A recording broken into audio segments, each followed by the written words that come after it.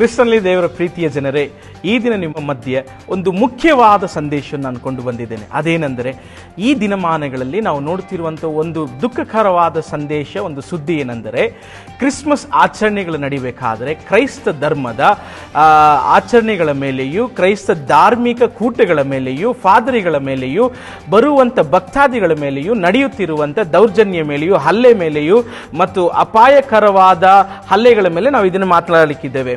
ಭಾರತದ ಸಂವಿಧಾನ ವಿಧಿ 25 ಪ್ರಕಾರ ಹೇಳುವ ಪ್ರಕಾರ ಇದು ಈ ರೀತಿ ಏನು ಹೇಳುತ್ತೆ ಅಂದರೆ, ಆತ್ಮಸಾಕ್ಷಿಯ ಸ್ವಾತಂತ್ರ್ಯ, ಧರ್ಮವನ್ನು ಪ್ರತಿಪಾದಿಸುವಂಥ ಸ್ವಾತಂತ್ರ್ಯ, ಅಭ್ಯಾಸ ಮಾಡುವಂಥ ಸ್ವಾತಂತ್ರ್ಯ, ಪ್ರಚಾರ ಮಾಡುವಂಥ ಸ್ವಾತಂತ್ರ್ಯ ನಮಗೆ ಕೊಟ್ಟಿದೆ. ಈ ಒಂದು ಸ್ವಾತಂತ್ರ್ಯದ ಮೂಲಕವಾಗಿ ನಾವು ಪ್ರಚಾರ ಮಾಡುವುದಕ್ಕೂ, ಪ್ರತಿಪಾದಿಸುವುದಕ್ಕೂ, ಅಭ್ಯಾಸ ಮಾಡುವುದಕ್ಕೂ ನಮಗೆ ಭಾರತದ ಸಂವಿಧಾನ ಹಕ್ಕು ಕೊಡಲ್ಪಟ್ಟಿದೆ. ಈ ಹಕ್ಕನ್ನು ನಾವು ಇಟ್ಟು ನಾವು ಪ್ರಚಾರ ಮಾಡುತ್ತಿಲ್ಲ, ನಾವು ಪ್ರತಿಪಾದಿಸುತ್ತಿಲ್ಲ, ಆದರೆ ನಮ್ಮ ಕ್ರಿಸ್ಮಸ್ ಹಬ್ಬವನ್ನು ಆಚರಿಸ್ತಿದ್ದೇವೆ. ಕ್ರಿಸ್ಮಸ್ ಹಬ್ಬವೆಂದರೆ ಕ್ರೈಸ್ತ ಜನ್ಮ ದಿನವನ್ನು ನಾವು ಆಚರಿಸ್ತಿದ್ದೇವೆ.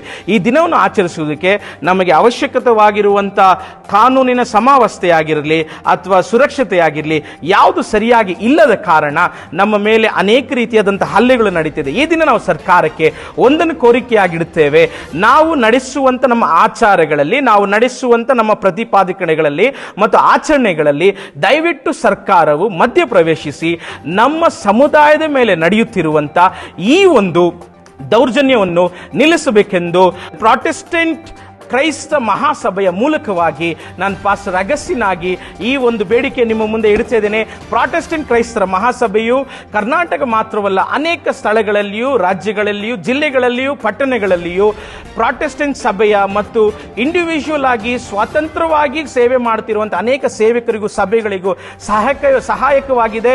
ನಾನು ಸರ್ಕಾರಕ್ಕೆ ಒಂದು ಬೇಡಿಕೆಯನ್ನು ಇಡುತ್ತಿದ್ದೇನೆ, ನಮ್ಮ ಆಚರಣೆಗಳಿಗೆ ಯಾವ ಅಡ್ಡಿ ಇಲ್ಲದಂತೆ ದಯಮಾಡಿ ದಾರಿ ಮಾಡಿಕೊಡಿ. May the lord bless you.